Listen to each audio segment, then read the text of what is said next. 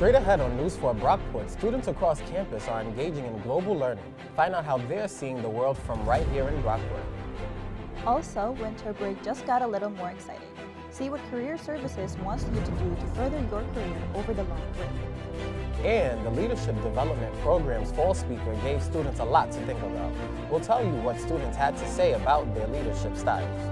News for Brockport starts right now.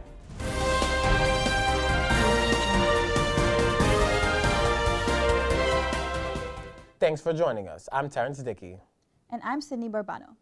We begin tonight with a story about breaking down cultural barriers. SUNY Collaborative Online International Learning, or COIL as it's commonly known, gives Brockport students the chance to learn alongside students in other countries. News 4 Kayla Green spoke with those involved with the program here on campus.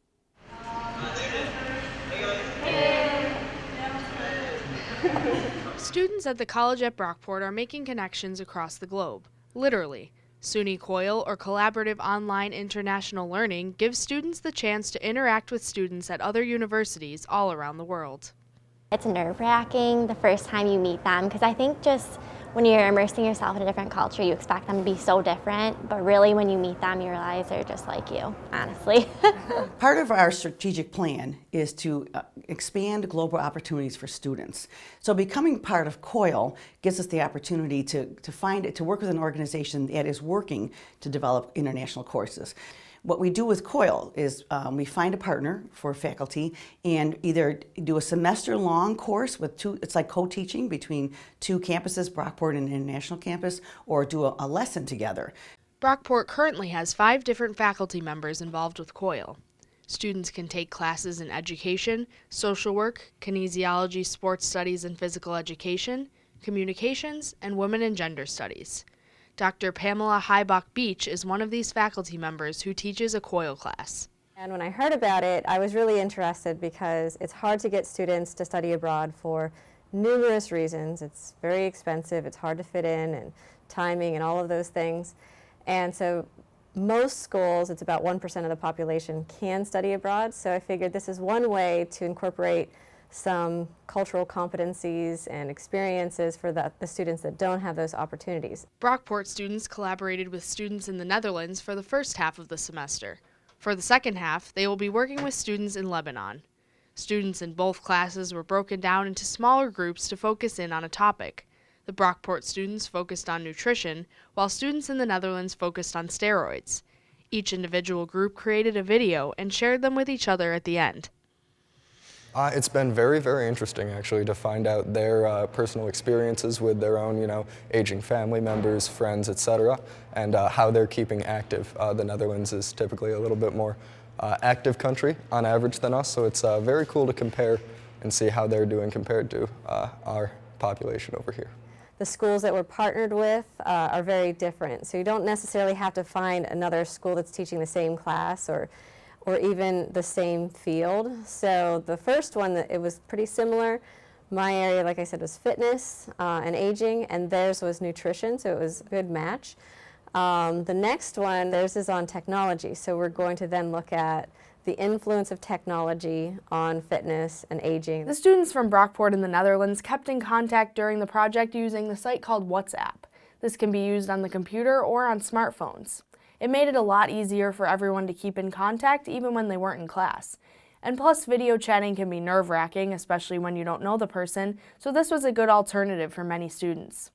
A lot of them said they saw cultural barriers during the process, but they also all agreed that this didn't make any difference. They do speak very good English, but obviously some of our idioms fall a little bit short. Otherwise, culturally, I feel like they came off a little more reserved, a little more professional. Definitely more professional than the average college student. The ultimate goal for Perlman and Beach is to expand COIL into other fields across campus. They want to give all students the chance to experience something on a global scale right from their own backyards. I've always wanted to study abroad, and maybe I'll take that chance, maybe now that I have some friends in the Netherlands. Even if it makes you nervous to participate in it, I think it's necessary just to kind of get to meet other people from different cultures without even leaving. It kind of shrinks the globe for you a little bit.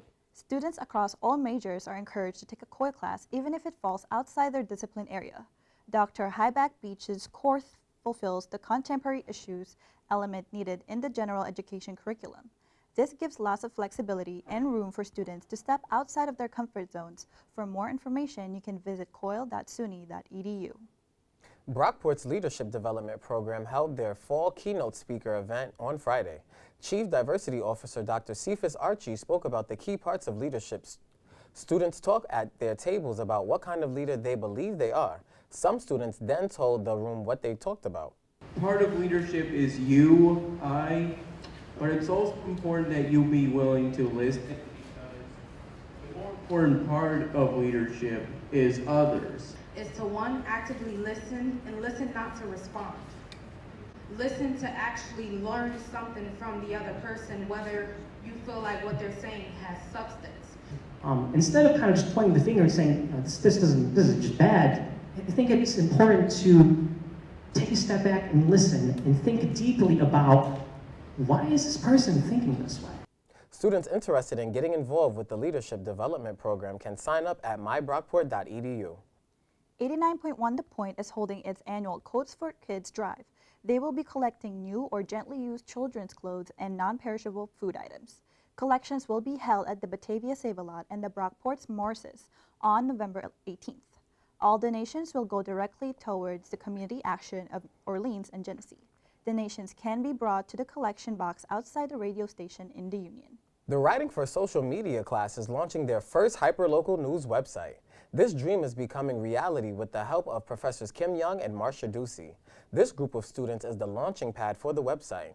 They have been developing stories and content about on and off-campus news. The website will contain content from Clarkson, Sweden, Hamlin, Holly, and Brockport.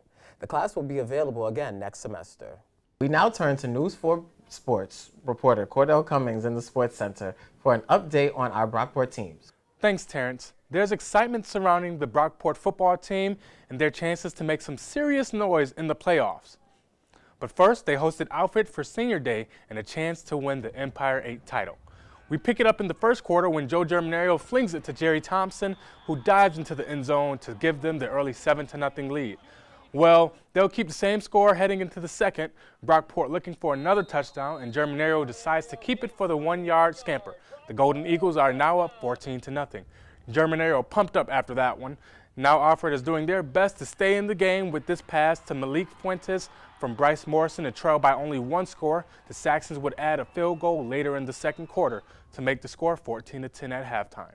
Coming out firing at halftime, the Brockport D comes up big with the interception. It is Jake O'Connell who takes it to the house for Brockport's touchdown. O'Connell has 5 picks on the year. The score stretches the Brockport lead to 18. We move to the third quarter now. Scary moment here when Germinario takes a monster hit from Alfred's Raekwon Gear. Germinario was unresponsive for a second. Never like to see this no matter which team you're rooting for. As Germinario was being loaded into the ambulance, he gave a thumbs up, so that's definitely a good sign. We aren't sure if he'll be available for the next game, but clearly his health is the main concern. We make the shift back to the action. Julius Misero busts a long run near the left sidelines, and it was rude that he stepped out just before he scored, but on the very next play, his running mate picks up where he left off and cashes in from 1 yard out. That is all Brockport would need as they would take down Alfred Saxons 35-25. Brockport remains undefeated with a 9-0 record and clinches the Empire 8 title and a spot in the playoffs. Nathaniel Keith III and Jerry Thompson spoke with us after the big win. Well, we knew they were a good running offense. They could pass. Like, we knew they were a good team coming in. That was going to be the hardest team we faced. And since the beginning, we were just like, yo, it's going to be a dogfight till the end. And we never let that get in the way of what we got. First drive, we were talking about it all week. They're playing cover 3, so he's a little bit farther off me. I had a hitch, and he just missed the tackle, and I slipped it and went for the touchdown. Now we shift over to the ice where the Golden Eagles were hosting Fredonia State in the SUNYAC opener. There was action right out the gate. 53 seconds into the game, Dylan Shapiro fires in a chip shot with the assist from Tim Kylich. Brockport up 1-0. Here's Brockport on the power play. Connor Hutchins with the puck on the right wing skips it to Zach Sikic for a perfectly executed goal. Moving along to the third period. Fredonia trying to climb back into this one. Connor Hutchins steals the puck in Fredonia territory and finds a wide open Zach Sikic for a second goal of the night. That pushes the lead to 3-1, and Brockport would eventually go on to win 4-1. A look at other scores around sports. Brockport defeated Buff State on Saturday 3-3. and the men's and women's swimming and diving teams split their meets with MCC over the weekend. The football team looks to close out the regular season with a perfect 10-0 record this Saturday on the road against St. Lawrence. Many of the teams are on the road playing a neutral site for playoff action throughout the week. So if you're willing to travel, you can head over to SUNY Potsdam to watch the men's and women's swimming and diving teams show off their skills. The meet will begin at 2 o'clock. And lastly, the top 7 men's and women's cross-country runners will travel to Houghton for the NCAA regionals. Most of the fall sports teams are in tournaments, so they really performed well this season. So as we transition into the winter season, I'll have more updates and scores from those sports. That's all we have for this week. From the sports department, I'm Cordell Cummings, News 4 Sports. Thanks, Cordell. Bruce Avery is a student who believes the Drake Memorial Library is in need of some serious structural and environmental upgrades. Avery says students have complained to him that the library feels out of date compared to some of the newly remodeled parts of the campus, and that it suffers from problems such as a shortage of working electrical outlets. He says that while the library has been able to make some improvements with new computers and some new furnitures, there is still much work to be done. So like a lot of the students are really happy with the updates that they've been doing so far, like with the new carpets, with the new computers, they're running a lot faster, and the updates that are going on there.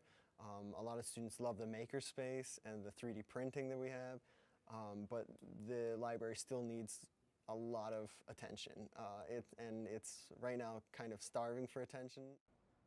Avery has single-handedly undertaken this task of drafting and promoting a petition to make these changes happen.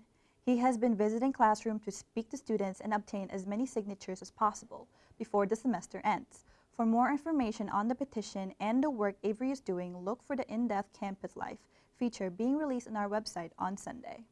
I personally like this petition because I know for a media production student like myself, there's way too many journalism students and there's not a lot of editing computers. So what other things would you like to see in this new library if it happens? I definitely want to see like more group study session areas. I feel like that'll be like completely, a definitely great upgrade for the library. So I totally agree because midterms week and finals week is a nightmare. A monster, oh my gosh.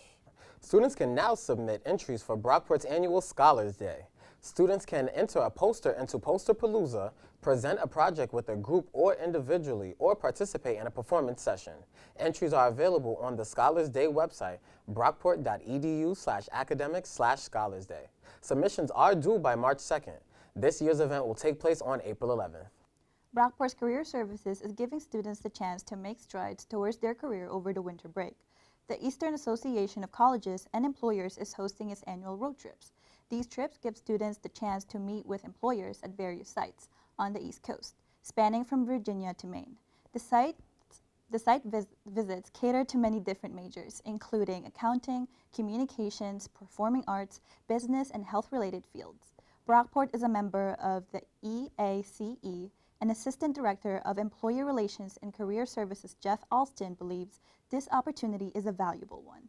One of the reasons why we try to promote this opportunity is that for a lot of the companies that are on here, these companies may not come to our school, to our institution, and Career Services, as we're trying to make sure that our students have the best opportunities, we want to make sure that they know about it first of all, and then they have the opportunity to go. Each site visit is $10, and the deadline to apply is December 1st.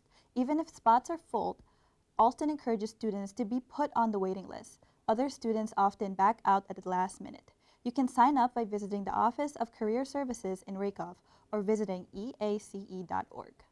A SUNY school is now arming their campus officers. Starting in the spring semester, some of the university police at the SUNY Adirondack campus will carry tasers and handguns. The school is putting together rules for the purchase along with training. The majority of campus officers are retired police officers that do have prior experience with weapons. The College of Brockport is celebrating 50 years of performing arts.